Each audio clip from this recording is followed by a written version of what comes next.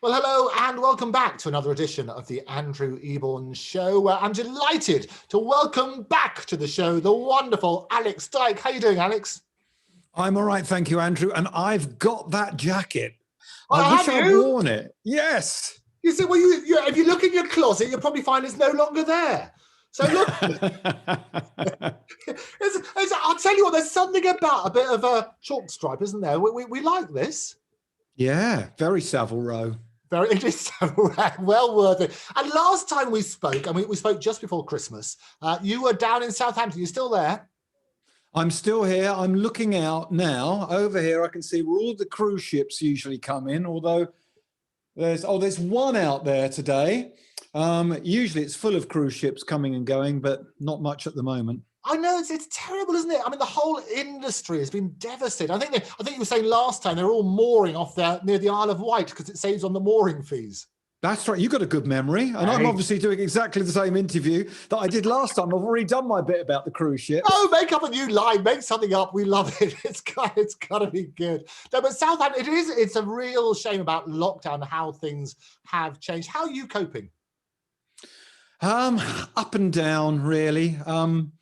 I try and make the best of the days. I do lots of Zooms like this, lots of phone calls. Zoom, as they say in Dad's Army. I know we've done loads of these. I try and just keep moving forward, working on ideas and prepping radio shows. But obviously by now, it's just driving us all crazy, isn't it? And it's been, I suppose that I think this is better this time of year than it was in the summer because it's cold outside. You don't really want to be outside. The days are shorter anyway. I think, although I'm struggling more this time, I think I prefer this now than when we're really missing out on good beach days and long evenings. Yeah, and I get that. I mean, you're right. Being sort of locked down is a bit extraordinary because normally you'll be on the radio 6 times a week, and you'll be off. Obviously, you're a concert promoter as well. That whole industry. I mean, do you reckon it's going to come back? I mean, so many people are going under. It's terrible. Yes, I do think it will come back. There's going to be a great demand. I heard one concert promoter, John Giddings, who runs the Isle of Wight Festival. I interviewed him on my radio show, and he said when it comes back, it will be like the Roaring '20s.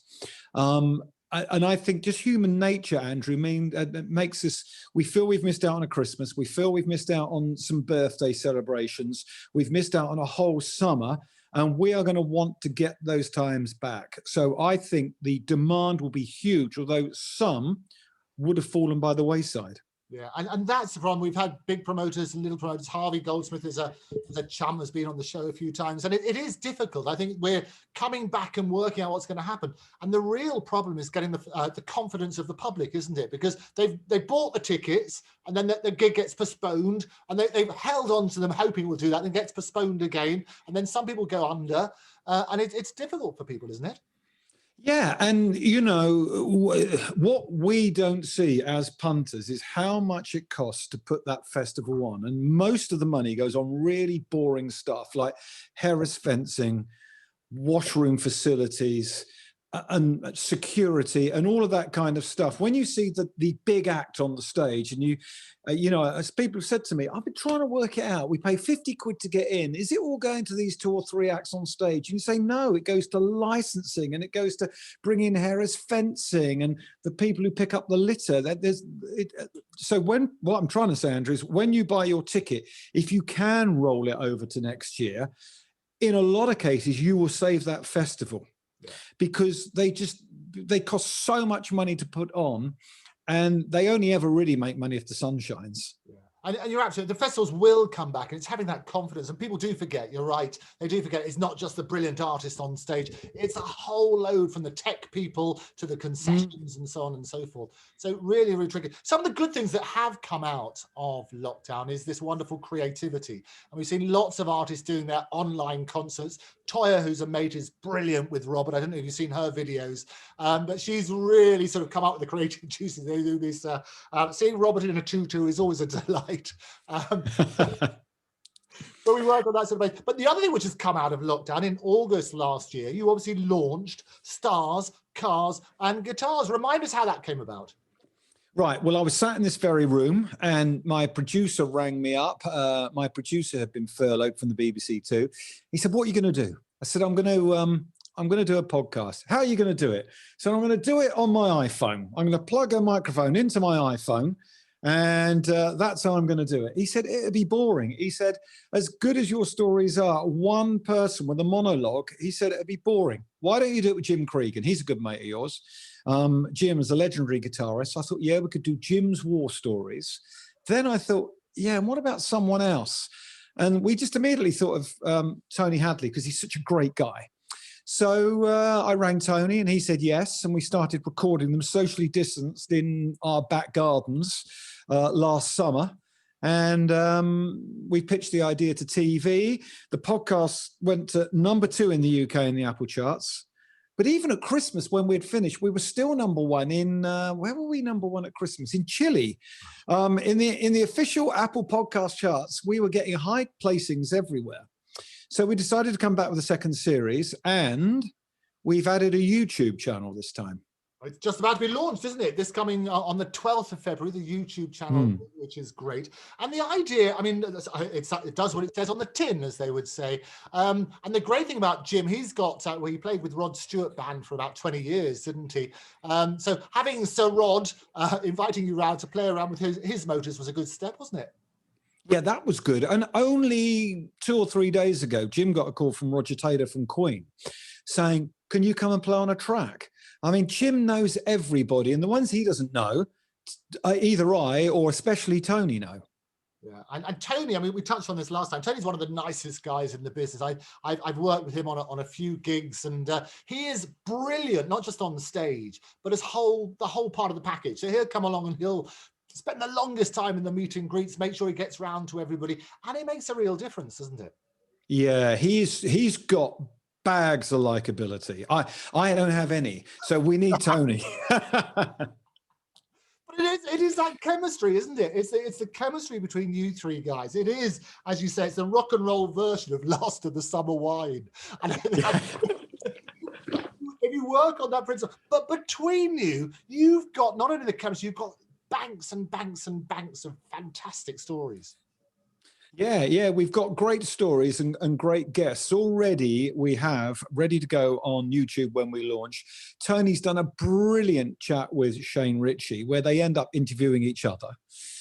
Jim's had a very awkward conversation with Steve Harley from Cockney Rebel about leaving Steve's band to go and join Rod's band. They have not had that conversation in 45 years. And I've really enjoyed speaking to, we've all gone off and done individual interviews, as well as, so you've got the three of us on the podcast, the audio podcast, and you've got the three of us too on YouTube. But also we've then gone off and done individual interviews because we think 3 people on a Zoom with a guest is a bit much for Zoom. You know, when people end up talking over each other. So I've done Tony Blackburn. He gave me a very frank, honest interview. Kathy Sledge from Sister Sledge.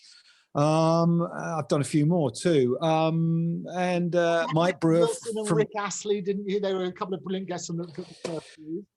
Yes, yeah, we've, you know, and everybody said yes. And I don't know if it's because they like us or because they're all in lockdown and they've got nothing else to do. It's probably a bit of both, to be honest, Alex, isn't it? I think the amazing ability. I think people are just so bored sitting at home. They want to just hop on it. And actually, what we found is that it's much easier, rather than having to go to a studio, which we did last time we spoke. People will spend half an hour just chatting because it's easier, rather than spending an hour to get there, a couple of hours to get to the studio, mess around there, then go on air for a few minutes. This is a much better way of doing it, isn't it? Yeah, I mean, you still get eye contact. I mean, my glasses have gone dark because I'm sat in a window here, so I'm not trying to be rock and roll. But we do get eye contact, but we don't get the same kind. It's not quite the same as being in the same room as someone, is it? No, you're absolutely right. But I think people are learning the new way of communicating, and I think it's better than having nothing. And I mean, in your first series, I mean, you didn't have such tight restrictions, so you could go on the road, you could drive some of the cars. This lockdown, it's been a bit tougher, hasn't it? Yeah, and it's been, we are just on Zoom. I mean, in the summer, we could socially distance, sit in each other's gardens, and we could take a few cars out, which we did. There's been less cars in the new episode so far, but then, as I said, I did an interview with Mike Brewer from Wheeler Dealers. He was brilliant, and we spoke about his Porsche collection. And we've got some really, really good guests coming up. We've got Dean Martin's daughter, coming on the show to talk about the Rat Pack. So what we've kind of lost at one end, we're kind of making up at the other. And you can, I mean, you can go stateside and go around the world, and that's again one of these sort of great things. Who've been some of your favourite guests and why? Well, over the years are on Wheeler Dealers. You're an icon in this business yourself. I mean, you've interviewed virtually everybody there is to be interviewed, haven't you? Who've been some of your favourite? Because you must be going through that black book and say, hang about, I've now got to get them on the show so I can chat to them. Who were your first picks? Well, actually, two of my favourite guests were Jim and Tony, and that's why I approached them about being presenters on the programme, because they gave so much in an interview. But I've interviewed some amazing people, some who are, and you may find this, sometimes when you do an interview with someone, they end up doing the same interview because it's just been programmed in their brain. I was watching Ricky Gervais. I was watching Ricky Gervais on YouTube a few nights ago, and he told a story about David Bowie, followed by a story about Hollywood, and I watched 4 interviews, and he did the same interview on 4 separate occasions because it's just been programmed into his head. And he I guess, being a comic who has to remember scripts, thinks, right, I could do the David Bowie story here. And I'm not criticizing him because I'd love to interview him, but it was word for word the same. So what you really want are those guests who are a little bit gung-ho or a little bit of a loose cannon. And I've had plenty of those in my time. Bob Geldof is always interesting because you never know how he's gonna go. I did 3 interviews with Bob. 2 he gave me a really hard time in, and the last one he was brilliant and so honest. And you know, Andrew, that people now seem to be a little scared or hesitant about being really, really honest in case they say the wrong thing. So it makes your job and my job, I think, a little bit trickier. You're absolutely right, and it is that sort of stage where we've gone the other way, haven't we? Where in the 70s and so on and so forth, it was free for all, and maybe shining a spotlight back on those days, wholly inappropriate. But now, have we got a bit too woke? I think a lot of people have, and I do understand it, because if you're interviewing someone and they make a flippant comment, but that interview is on television and then will go and sit on YouTube forever, then they're always kind of, I suppose, in the sights of someone, aren't they? That could always backfire, particularly the way that society has changed so much. Just think in the last 5 years. I mean, you and I could have said things in interviews 5 years ago, which we couldn't say now. And then there's the stuff we could have said 10 years ago. And I'm not really talking about outrageous stuff. I'm just talking about the shifting sands of how society has changed and how now you could be frowned upon for saying something that was quite innocent 5 to 10 years ago. And I think that's the point, isn't it? It's about intention, because the intention is not to necessarily cause offence. I mean, George Carlin always used to say that the secret to comedy is working where the line is and going beyond it. You know, comedy has to shock. It's rather like punk in the good 70s. It needs to shock to get audiences laughing sometimes, isn't it? Yes, it does. And I've always been a fan of people who are mischievous rather than cruel or rude. And I even think, you know, I've watched some of those Top Gear repeats with Jeremy Clarkson, and I'm thinking, hang on, there's been an edit there. And there's a situation comedy that's been rerun recently on Channel 4 called King of Queens. Kevin James is the star of that. It's absolutely brilliant. Now, that was being made around about 2004, 2005. And me and my kids love it. And we watched them being rerun last year. And you can see the edits that Channel 4 have now put in them. Yeah. And I'm thinking, well, what were they saying in 2004 in an American family situation comedy, which you can't see now? And I don't know what's been edited out, but you can see the jumps in it. Oh no, absolutely, and you get things. I mean, they're talking about things like Blackadder, where they've taken bits out, and I think they've gone the other way, haven't they? They're so worried about causing offence. Whereas if you look at the intention, say, look, this is humour. And I mean, you mentioned Ricky Gervais. He deliberately goes and sort of pushes that sort of boundaries. He's not meaning it to be bigotry, but rather he's shining a spotlight on the prejudice and the bigotry. Yeah. Yeah, absolutely. And look at Little Britain. That was so outrageous. Even at the time, we thought, how are they getting away with this? And the guys would say, because it is so over the top, people can see it's funny. Well, now suddenly, broadcasters don't think it's funny, and it's disappeared. Well, I think the broadcasters do think it's funny, but they're not allowed to.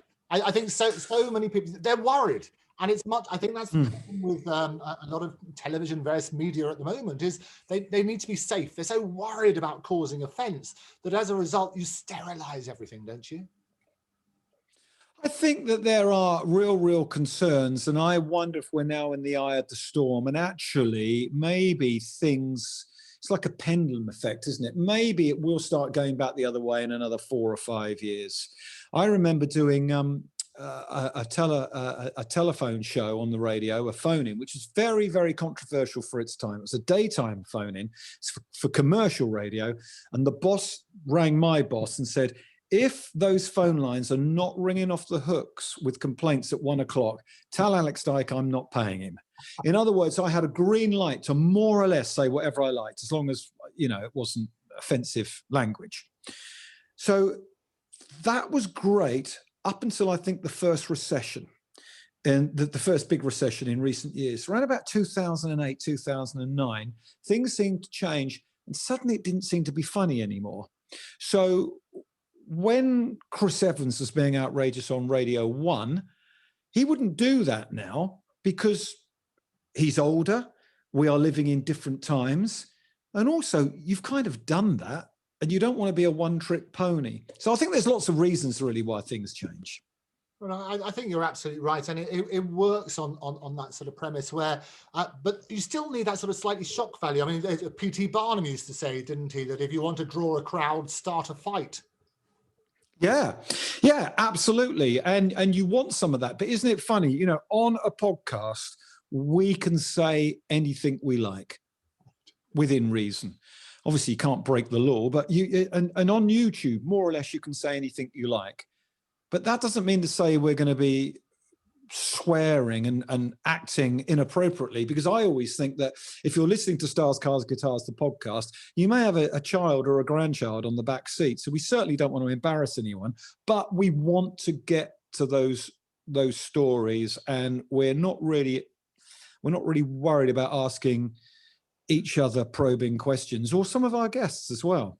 Yeah, and I think that's one of the refreshing things, apart from obviously the Stars, Cars and Guitars, you actually get down to real issues as well, don't you? And you're talking, I mean, you're, Tony's 60, isn't he now? I think good old Jim, 74, is he? I think you're 50.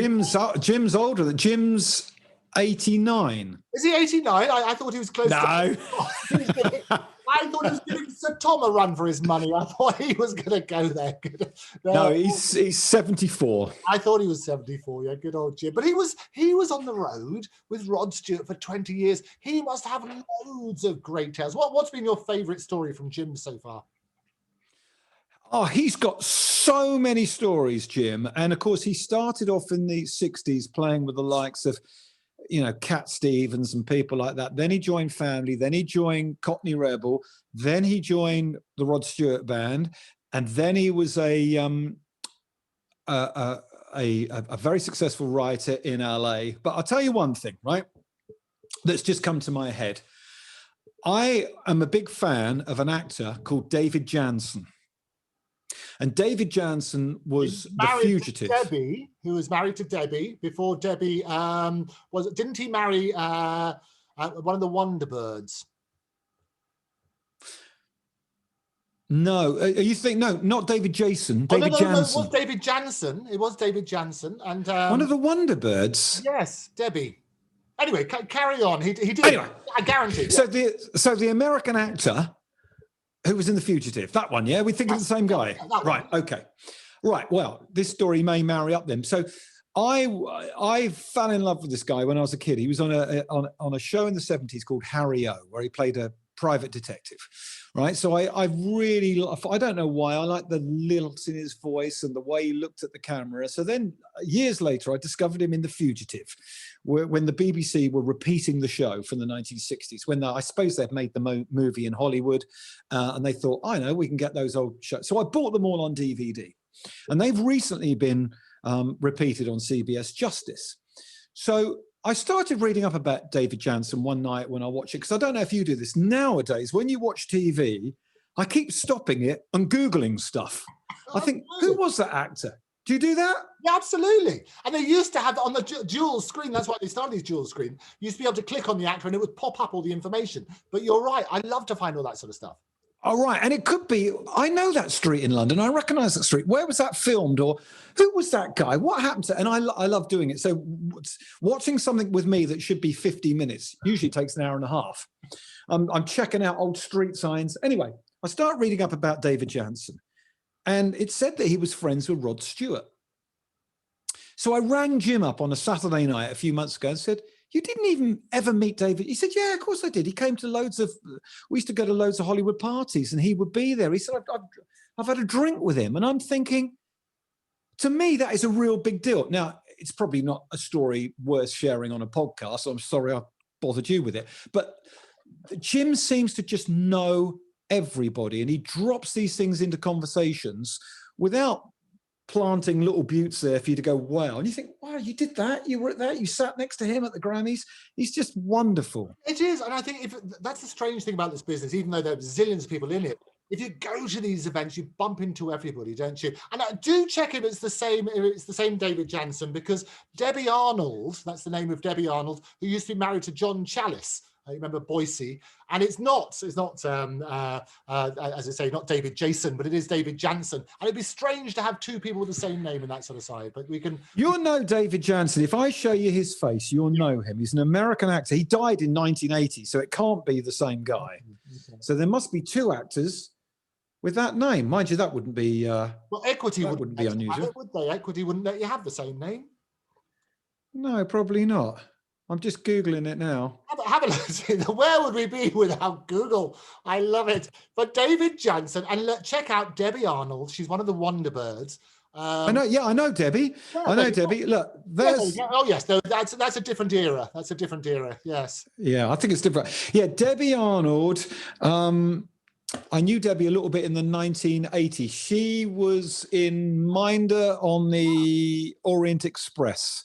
She was in that episode. She was in EastEnders, and I produced her. She came in and did a voiceover for me at Radio Luxembourg for a lip gloss called Chapsticks. Hey, look at that. They'll be throwing all their money at you now. Look at that, Chapsticks, fantastic. But anyway, no, she's great. She started off in Who Do You Think You Are? One of those sort of impressionists, that sort of side. And she's working now with some great people. Dee Anderson as well, who's the daughter of the Thunderbirds. And they've got this fantastic podcast themselves about Wonderbirds. Yeah, I've seen it. I've seen it on YouTube, yeah. And that's what I thought. When you said Wonderbirds, I thought, oh, do you mean, but I couldn't remember if that was the name of it. But yeah, I've seen it. Yeah. Yeah. Anyway, she was married to another David Janssen. We'll find that out. But I think you're right. It's a different generation from that. Well, yeah, maybe I'm thinking the American one and you're thinking the British one. Yeah, there you go. All that sort of stuff. So who's been your worst interview? How's the hardest person you've ever interviewed? Do you know what? I should be able to say right off the top of Aled Jones. Oh, really? Yeah. Well, walking in there, why was he so difficult? Because he came in and did my show, one of my radio shows. He came into the studio and I said to him, Aled, I don't know about you, but a good church service for me is ruined by someone singing a hymn. And he did not find it funny at all. And then he refused to come and do my show again. Right. And who's the girl? Claire, short blonde hair, was all over the TV, sports reporter. Right. She's all over the TV for a few years. A couple of years ago, she did everything. I can't remember her name now. Claire Balding? Yes. Look at me. Yeah. I'm going for the car. Go on then, ask me another one. Yeah, she got upset with me when I said, the thing is, I said, you're doing really well. And I said, has your agent told you not to turn down anything because the bubble may burst at any moment, which I think is a fair question. I've heard agents say that to just keep working. You are in, you are hot. And she said, what do you mean? I said, well, you're on everything.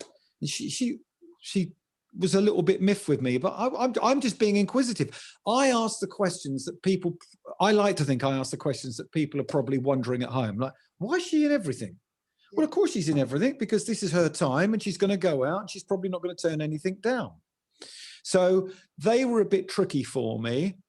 Bob Geldof, as I've mentioned, he was really unpleasant to me. You want Bob to be full and frank and honest. It's like booking in the old days. If you booked Oliver Reed, you wanted him to be Oliver Reed, didn't you? Yes, and I saw Jerry Lee Lewis with Chuck Berry at the Portsmouth Guildhall on one of their last tours. And Jerry came out and he was a bit snarly and he did about 20 minutes. And his songs are only about 1 minute, 55 seconds long anyway. So he did lots of songs. He looked at the audience, snarled, kicked the piano stool away and walked off stage in what we imagined was about halfway through his set. My friend I was with said, well, that wasn't very good. I said, no, that was brilliant. That's exactly what we want from the killer, Jerry Lee Lewis. We don't want him coming out and being all nice and fluffy. Oh, absolutely. Well, he came over, you might remember, he came over here to celebrate his 80th birthday and did a show at the Palladium. And he also had his sister, Linda, basically Linda Lewis, there we are, but the different Linda Lewis, not Jim's one. And Linda was there, and she's a brilliant singer as well. It's an extraordinary family. Yeah, and I remember that show, and a friend of mine went, and he could have easily taken me, but he didn't. And he said, yeah, I got there. He said, and I'm sure Ringo was there that night. And I think Paul McCartney. I said, well, you were hanging about with Ringo and you didn't. He said, well, I didn't know you'd want to go. I said, are you joking? I'll tell you what, it was a great show. And you're right, but it was just the fact of just being there and seeing that sort of stuff. And I had the joy of interviewing Linda, who's a real character as well. I think she's been married a few times and got some great tales to tell. But it's an extraordinary thing. But the honest answer is, Alex, you're going to find people, they're going to be good days and bad days. A lot of people will say to me, as I'm sure they do to you, look, I met such and such and they were horrible. And another person will say, I met them and they were brilliant. And the honest answer is both is probably correct. You know, you meet some people on a good day, you meet some people on a bad day, and that's how people are, isn't it? Yeah, it is. I spoke to a guy yesterday about Graham Goldman from 10cc, and he had, in fact, you might want to talk to this guy. It's a fascinating story. These guys who do a podcast all about 10cc, had a guest in. Just about 10cc. Just about 10cc. It's a niche market, but they've got a good following. Anyway, they had this guy guesting on the show who owns some stuff. And he said, I got an old reel-to-reel tape. Never listened to it. But they said, what, 10cc recorded it? He said, yeah. He said, well, why have you not told us? Let's find out what's on the tape. Anyway, they find the tape. They bake the tape. And on the tape, there's a label, so they're pretty sure that if there is something on the tape, this is what it's going to be. It's a TV ad for Revlon, the makeup people. Oh, yeah, absolutely. And there was no pictures, obviously, but in 1976, 10cc were commissioned with making the jingle for Revlon. So this story takes you on their journey of getting the tape, baking it and listening to it. And then they play it to Graham Goldman and Kevin Godley from 10cc. Neither of these guys have any recollection of recording this tape, and it is beautiful. And Graham says, our brief must have been to re-record I'm Not in Love. You can just tell it's got all these floaty voices in it. It's beautiful. It's a great story. So I was talking to this guy about his podcast yesterday. I said, Graham, he's always been a bit grumpy with me when I've done interviews. He said, he's great. He's brilliant. How many times have you interviewed him? I said, twice. He said, was he grumpy both times? I said, yeah, he was. He said, I can't wait. And then the penny dropped that I interviewed him twice between sound check and just before going on stage, when artists are at their most stressful and they're hungry. Yeah. So I thought, yeah, I can see in your interview he's a lovely guy. Unless it's me, great. Alan is lovely. Claire Balding is lovely. Graham is lovely. It's you, Alex. You're right. You're the common denominator. It's going to be good. But you're right. You pick the moment before they go on the stage is not the time to do it. You work on that sort of basis. I mean, you talk to anybody. It's rather like approaching somebody when they're going to the loo. You know, they're on a mission. Don't interrupt them because they're going to get really grumpy. Yeah, well, maybe I specialize in that. You specialize in grumpiness. You can bring out the worst in people. It's going to be good as well. I love the series. It's really good. You're launching, as you say, the YouTube channel on the 12th of February. In terms of what people can see, give us a little bit of a flavor in terms of how is it going to be different, or is it more of the same as, say, it's on lockdown at the moment? Are you going to get even more deep and even more personal? Yeah, I think so. I'm not afraid of asking people about money, because I think that I've said to Jim and Tony, I said, what you've got to remember is you've done extraordinary things that have become ordinary to you.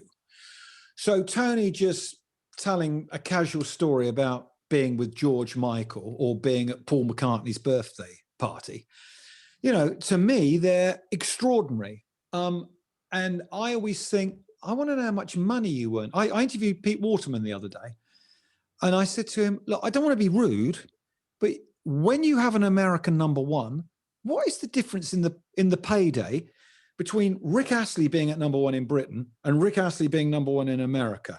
Explain that to me. You don't have to give me figures, just explain it to me.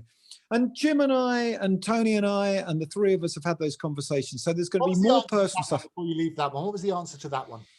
Well, he said, well, the thing is, singles were, it was a great get out. He said singles were cheaper in America than they were in Britain, and record companies took more money. So he danced. I mean, in a way, I kind of expect him to dance around. It's none of my business, is it? But I'm just interested in that kind of stuff. But you've got to grill them though. You can't just ask the question. You've got to make sure you get your answer, don't you? You work on that sort of basis, and I think it's and Pete. Well, I know Denise Waterman, who he used to be married to as well. She's lovely.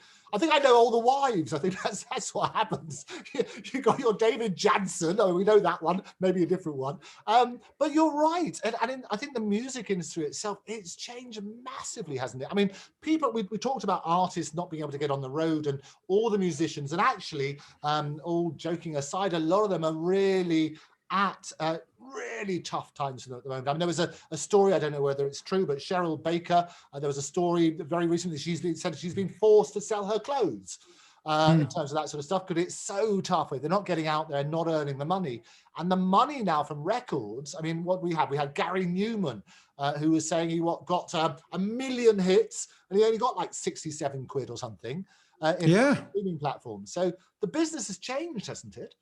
Yeah, and if you're Cheryl Baker and you didn't write any of the hits and you are out making a good living, because Bucks Fizz do a really, really good, or the Fizz is there now, they do a really, really good show full of hits, great for family festivals and retro festivals.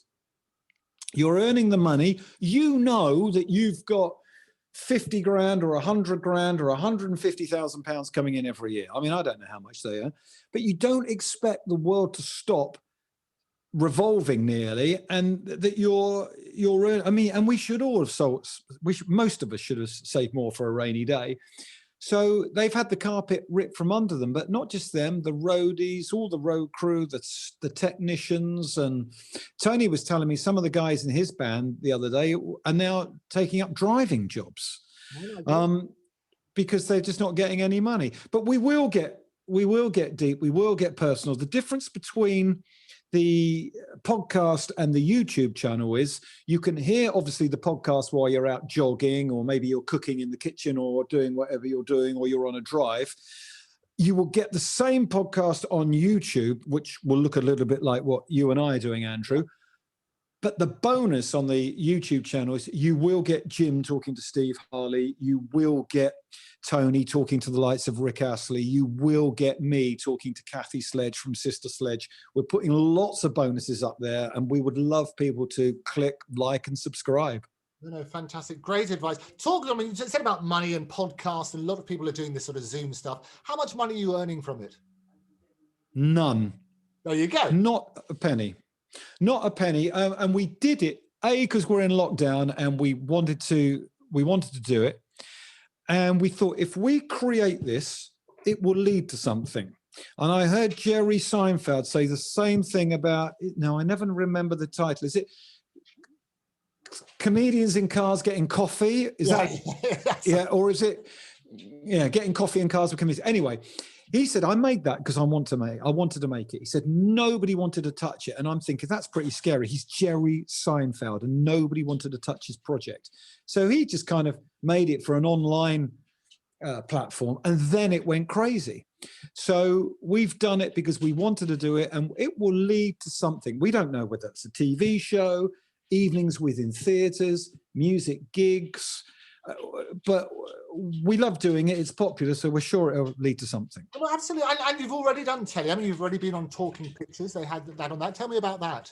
Yeah, we had a Christmas special with Talking Pictures. We had to adapt Stars, Cars, Guitars a little bit, because we had no cars. We were in a very small studio, which was actually our garage. We converted into a studio, and we had Kim Wilde came down with Marty Wilde and Susie Quattro, and Tony sang us some Christmas songs, and Tony and Jim did The First Cut is the Deepest, and we did some interviews, and yeah, it was really, really good. I don't know whether we would do a series on Talking Pictures. Maybe we would, but yeah. I mean, you talk about money. Did they pay?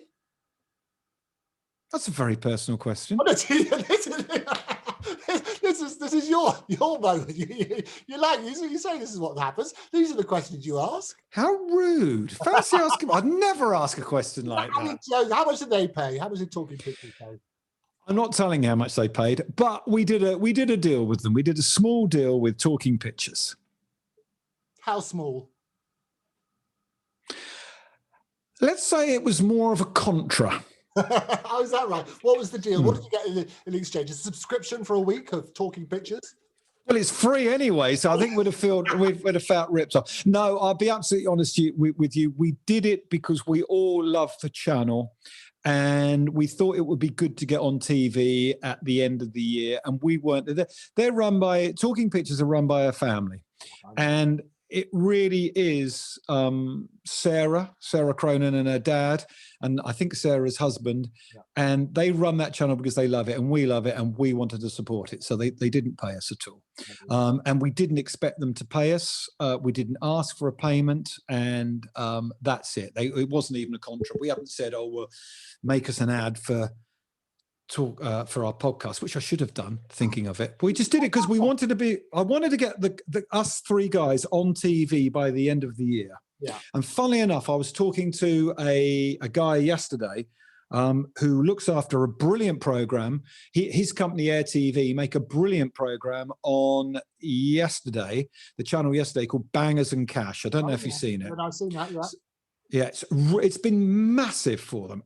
It's the most watched program ever on Yesterday TV, and I think it's regularly bringing in well over 500,000. I don't know if it's every episode or a week, but it's a huge hit for them. And he said to me, I was talking to him, he said, "Oh, I saw you on Talking Pictures. I saw your Christmas show on Talking Pictures," and that's another reason why we did it. Yeah, no, you're absolutely right. I always say when you're looking for the fee, a fee is a fair exchange of energy. So it may not be cash, but if you're getting the oxygen of publicity and people, you're right, we love to work. We love to be doing it, and rather than just sitting at home and festering and getting moldy, you can work on that sort of basis. So it makes sense.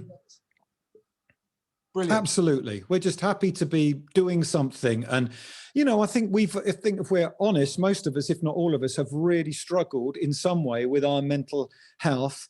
We must have done. This is not normal. I mean, I've got a beautiful grandson and granddaughter just over the water there on the Isle of Wight, who I've not seen for months. And my daughter sends me little FaceTime videos every day, and I love them, but it breaks my heart that I can't see my grandchildren. And I think this has helped Jim, Tony, and I as much as it's helped the people who've listened to the podcast so far. And you're absolutely right. I mean, we always say that let us be the nation who talk about mental health so that the next generation don't suffer the stigma. And I think what's good is people like you and Jim and Tony in the public eye, and you talk about real issues. And I think that is what's really helpful for people sitting at home who don't have the ability, if you like, to do what we're doing. Yeah, and I think sometimes it's great hearing about what song went gold or what was the best showbiz party you went to back in the era. But some of my favorite bits are, we did a bit once where I asked the guys if they had had time to say goodbye to their fathers properly. And did you ever tell your dad you loved him? And those are my favorite bits in the podcast, because you know, Andrew, men of a certain age do not talk about their feelings. Actually, they're doing more of that these days, but we haven't done it enough. And I think we should. And I think if you love your dad, you should tell him. Or, you know, there's no doubt in my mind that Jim and I have been very, very good friends for 4 years. Tony and I have been acquaintances, and we're friends now. But, you know, I love those guys. And before lockdown, if Jim came around here, as he has done, as Tony has done, but if he came down, I'd give him a hug before lockdown. We would hug, we would embrace. And I think that's one of the best things about these times, because people were too stiff and starchy to do that in the 50s, the 60s, and the 70s. The only heterosexual men who were embracing each other in the 70s were footballers when a goal was scored and they were going to get a bonus. Oh no, I absolutely. I got this wonderful picture of Kevin Keegan with his glorious locks and that sort of stuff. It was those sort of moments. But you're right. Did you tell your father that you loved him? Well, luckily for me, my dad's still alive. My mum and dad are still alive. They're in their 80s now. But about 4 years ago, I went to see them on a Sunday afternoon, and something just made me say to them, I look back on my childhood, and I was very, very fortunate. I had a very, very happy childhood with lots of love in the family. And actually, so did Tony and so did Jim, actually. We've talked about that. But I just went around and I said to Mum and Dad, I've never said this to you before, but you were brilliant parents. You have been brilliant parents. And thank you for buying me that rally chopper and taking me to the beach and taking me on holiday and, you know, going to carnivals and days out and hugging me and letting me sit on your lap and watch Thunderbirds when I was a little boy. And it really did, it took us all a bit by surprise. But I thought, why would you not thank your parents? Because what do we do when we're kids and teenagers? We take. Then we get older and we get into our own relationships, maybe start our own family. And sometimes it's easy to think, I didn't tell my mum and dad. They were great parents. And listen, they weren't perfect. They had my mum and dad never encouraged me enough to get into radio. They knew I wanted to do it, but they were worried that I would be disappointed. So they never really encouraged me. But I had all the love I needed. So what I'm saying is I was definitely not perfect as a son, I was a right little troublemaker. And they weren't perfect as parents, because nobody's parents are or were, but they were the best mum and dad, and they are the best mum and dad I could ever wish for. And you're right. And I think in a way, Alex, it's only when you become a parent yourself that you appreciate your parents, isn't it? Yeah, I think so. But I've been a parent. I must have said this to them, 4 or 5 years ago, and I've been a parent for 25 years at that time. So, and maybe some people never say it, and maybe a lot of people beat me to it. But, you know, it's those things. That's what I like about our podcast, that we're not afraid to talk about those things. You're right. And you always hear, I mean, these, when anybody passes, and sadly we've lost lots of people. We lost Mary Wilson yesterday, a very, very sad moment. But many people, they all have those outpourings of grief and how wonderful they all were. And I bet each and every person who's passed wished they'd been told that whilst they were here. I think that all the time. Barry Gibb got to #1 recently with his album Greenfields, which, for those viewers who don't know, it's a collection of Gibb Brothers songs that he's re-recorded with the likes of Dolly Parton and Keith Urban, big country stars. And I saw him do an interview, and Barry Gibb said, with tears in his eyes, do you know what? When all 3 of my brothers died, and it must be awful, I'm sure his mum and dad aren't around anymore because he is the age he is, and he's lost 3 younger brothers. He said, so that was Andy first in the late 80s, then Morris, and then Robin. He said, when those 3 brothers died, I wasn't talking to any of them. And he said, I've got to live with that. And I looked at Barry and thought, you've given us so much enjoyment and so much pleasure with the music of the Bee Gees. And you could say the same about any of our heritage artists. Why don't we celebrate these people now while they're still here? Because God forbid, if Barry Gibb gets hit by a Mack truck tomorrow and flattened in Regent Street, London, everybody will be saying how much they enjoyed the Bee Gees and his career. Why don't we tell these people how much they mean to us and how much we appreciate them and love them now while they are still with us? Oh, absolutely. And you probably may or may not know that I have a business with RJ Gibb, who's the son of Robin. And it's basically, it still lives down in Tame, where it's all public knowledge. And every day he misses him. I mean, they all, three of the brothers, Andy, Morris and Robin in that order, all went very, very early on. But through their children, they are now keeping that legacy alive. I mean, celebrating. We have a company called KTT, Not the Truth, with the K. But we are celebrating the legacy of the Bee Gees. And RJ, fortunately, has a great voice himself. So he's a brilliant singer-songwriter himself. And actually, Tony and his kids all went to the same school together. So all of that sort of stuff. So it's a small world, really, in this wonderful business that we call show. It is. I mean, you know a Linda Lewis. I know a Linda Lewis. They're different Linda Lewises, but they're kind of connected just by the fact of you and I. There's the Bee Gees thing. You've connected to that. We have the David Jansen thing. But you're right. I think the music industry and film and television are a lot smaller than people would think. Most of the... It's amazing when you hear... so Steve Harley's come up and see me, make me smile. Yeah. Jim's on that.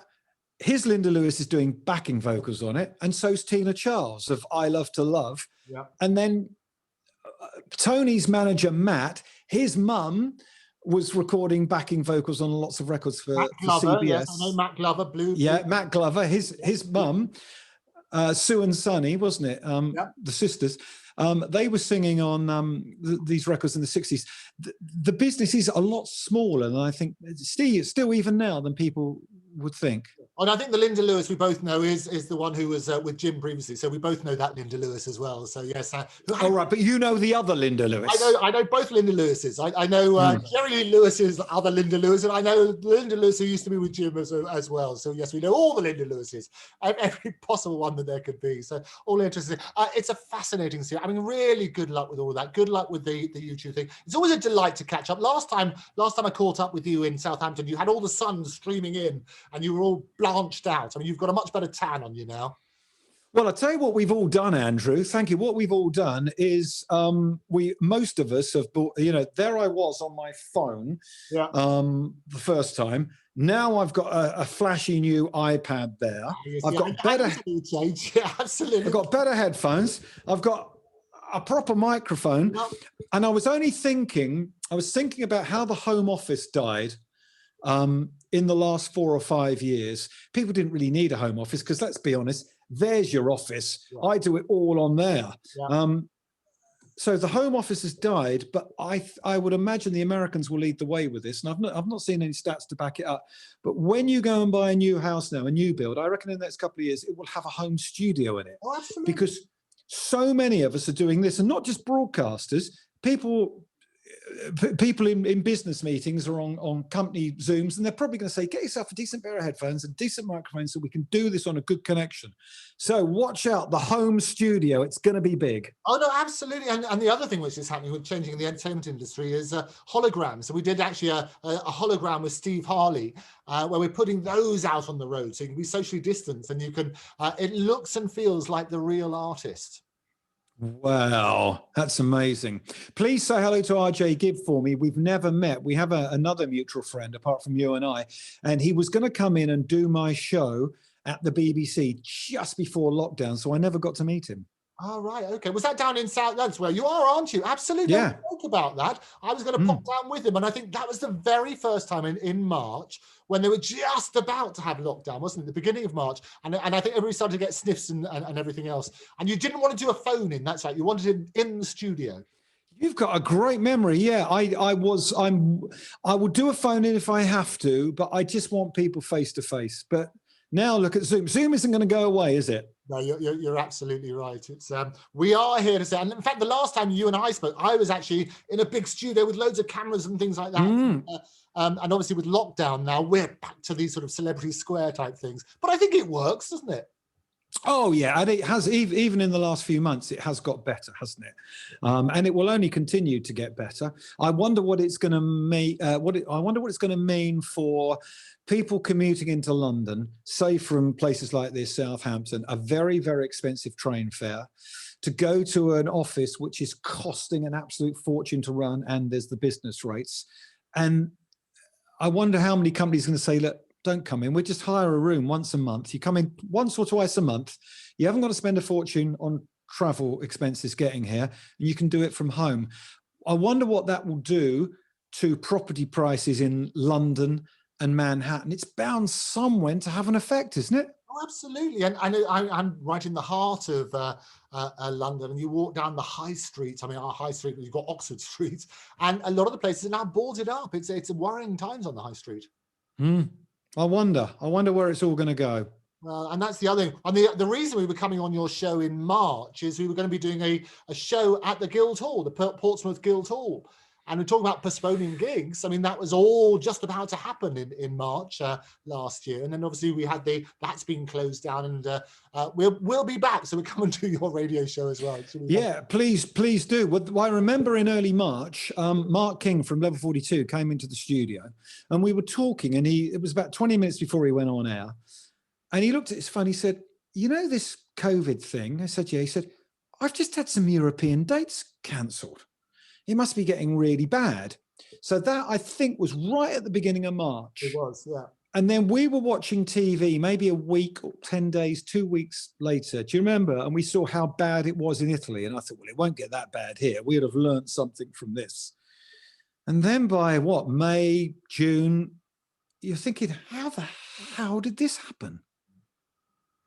It was extraordinary. I can tell you, Alex, we had a whole European tour planned with RJ. We were going to start with the Guildhall in March, that's why we were coming on the show to promote. We come on the show because we love you anyway, but to promote that as well.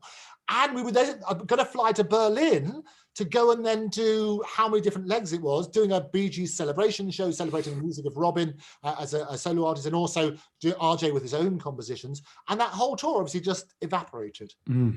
Okay, so here's a question for you. Go on then. What is going to happen? We had this conversation last week, me, Jim, and Tony, right? Here's my prediction, and what do I know? When it comes back, there will be such hunger for live music, live events, birthday parties, barbecues, family occasions, weddings, whatever. How on earth are you going to get RJ Gibb or Tony Hadley or Jim Cregan or whoever it is back into a theatre for a tour? Because not only have you got all the dates of 2020, you've also got all the dates from 2021. Then you'll get all the people that weren't doing gigs who now want to do gigs because there's going to be a demand for live music again.